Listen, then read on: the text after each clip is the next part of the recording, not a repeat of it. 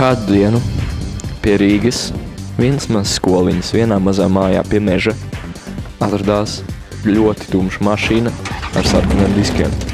Viņa stāvēja līdz kamēr viņai garām nobrauca sarkanas krāsas Audi, un tad viņa uzsāka nežēlīgu pakaļdzīšanos. Sāka nežēlīgu pakaļdzīšanos vienā mašīnā, kuru sauc par BMW, Jasons Statham's pie stūres, Pavasaris Mārtiņš bagāžniekā un es blakus.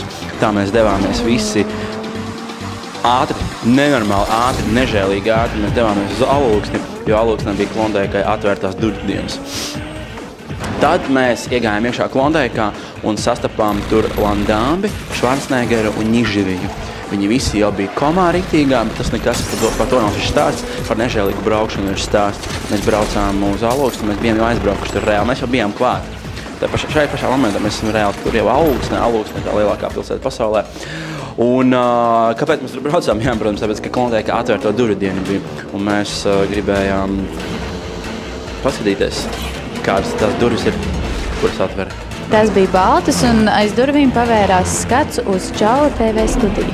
Ieradās vecs, sasītis, 2 centimetrus garš. Bet par to nav šis stāsts.